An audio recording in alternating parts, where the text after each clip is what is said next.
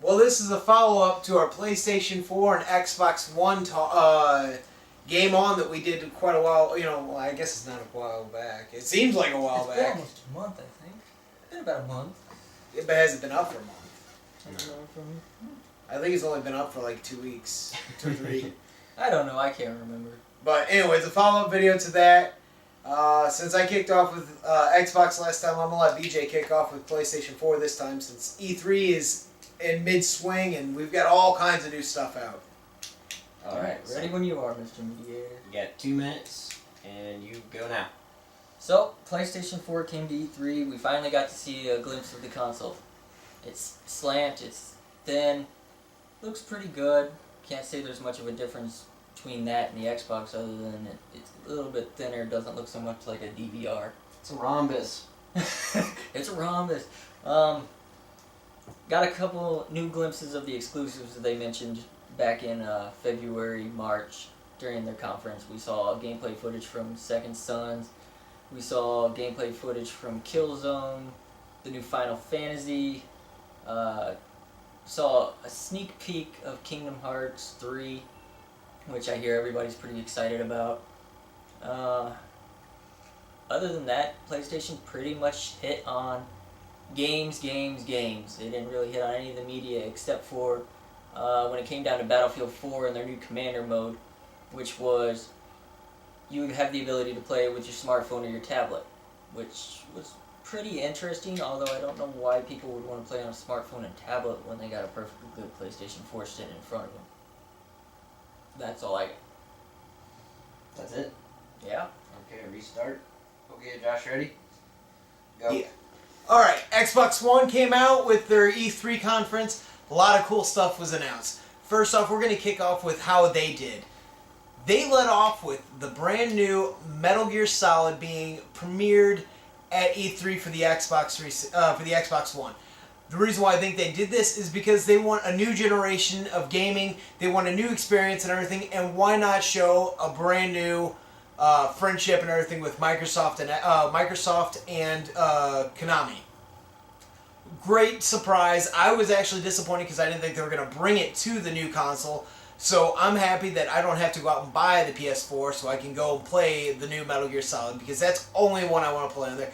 We had Titanfall shown, which is a really cool new mech game that's coming out. We had Dead Rising 3 shown, and it looks like it's going to be an exclusive again for the Microsoft franchise. First one being exclusive, second one being multi-platform, and third one being exclusive again. I don't know what their choices are with this, but I'm not going to complain. We had one game showcase. They haven't announced the name yet. I'm sure they're going to announce it today or tomorrow. It looks really interesting. We have a guy sliding down the side of the building, and that was it. I mean, how dare they? Teasers are horrible. They didn't tell us the name. They didn't tell us anything with that. Then we have Insomniac revealing another game at E3 for the Xbox.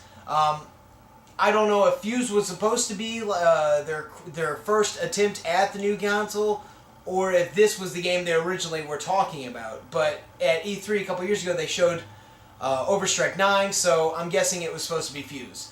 This new game, I don't know what to make of it. It showed a lot of parkour. Didn't really show anything story-wise or what was going on. So I don't know about that one. Then we have Rise, the Roman soldier, or is it the son of the soldier? Or? I don't know. You have time. Alright, well that's it for time, I guess. Alright. So, the last thing, I'll give you a 5-minute struggle, if you want to call it that, whatever. I'm going to say this. I'm just going to be on the fence. You have to convince me why I should buy it. Now, I know there's a lot of things still coming out for Xbox One. They've got a lot of stuff to get people excited about, hopefully. Aces up their sleeve, hopefully. So, I'm going to let BJ start off again, or do you want to start this time? Actually... If you got something, go for it. I'm going to start. I'll give you 5 minutes. You just give me back and forth why, which one's better. Convince me that I should buy it. Alright. You ready? Alright. Xbox... Microsoft is coming out with a lot of brand new exclusives and everything. I understand PlayStation as well, but I don't know. I didn't watch the PlayStation conference and everything. I don't know how many they actually showcased and everything. I know Xbox didn't showcase that many, but the ones they did were truly something to grab you by the balls and drag you into the Microsoft franchise. PlayStation did the exact same thing. They showed off, I would say, a good 15 or 20 different games during their conference, all of which were pretty spectacular. The president also went on to state that they were going to release 140 games within the first year, 40 of which were going to be Sony exclusives. How many? 40.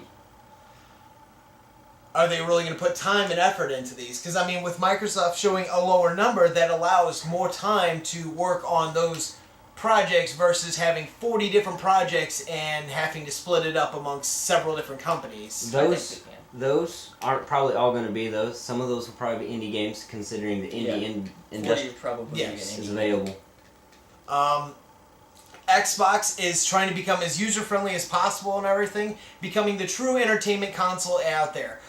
With the addition of adding Twitch accounts straight to there, so you're allowing live streaming, and DVR built straight into it and everything, I think, honestly, the share button on the PlayStation isn't all the hype it's really going to be. Oh, it is, because they're linking not only Sony's gaming platform capabilities, but they're linking their movie franchises and their music franchises all in one. So you have instant access to everything Sony movie, Sony music, and Sony platform game. Okay, that's cool. But with the DVR unit being built in and with Twitch being able to live stream straight on there, you can watch all your subscribers. Twitch is one of the biggest live streaming channels out, broadcasting devices out there and everything for gamers. With that being out there and the ability to go in and actually mess with your videos that you do with the DVR unit, you can showcase achievements on there and everything. You can showcase what clips you want to do. You can make it look dynamic. I saw several different video options on there. It almost seems like video editing has been brought straight to the console for person use. I don't know what Share had to offer. I mean, to me, all it looks like was a button you press and you can share a clip that you just recorded. No, with the share button, it allowed you to go in and pick a moment of time during any part of the gameplay from the moment you started to the moment you decided to hit that share button. You could go in, take the clip that you wanted, move it into Sony's personal editing software. It might not be Twitch, but Sony's pretty good at coming up with editing software. Sony Vegas, for instance. One of the top branded video editors out there right now for consumers. It rivals Adobe pretty easy. So with the share button, you pick a clip, you take it into their editing software, then you can upload it. You can also show achievements, you can show status, you can show where you've been, screenshots, etc., etc. Alright, now, another big thing that Microsoft showed, and I have to say I really am excited for it, is the smart matchmaking.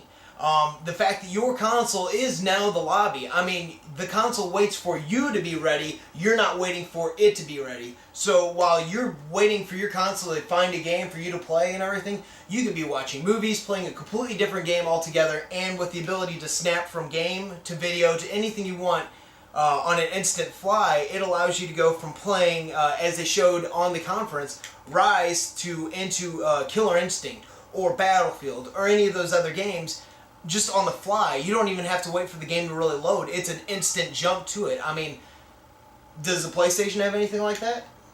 They didn't highlight anything like that, I'll have to say that. But they did hit on a whole bunch of, there will be no loading, there will be instant movements between outside and inside worlds and realms in games.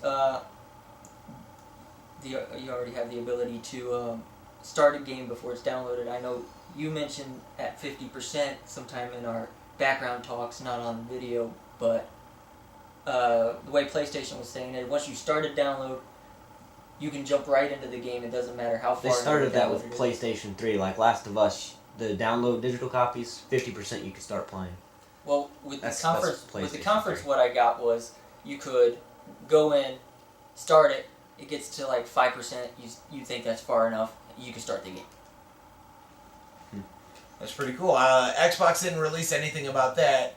Well, we're gonna be out of time here. Oh, are we? Right now. Can I end with one more thing? Close it up. You get I'll give you a minute. I'll give you a closing statement first. And then I'll say what I wanted to. No, you go first.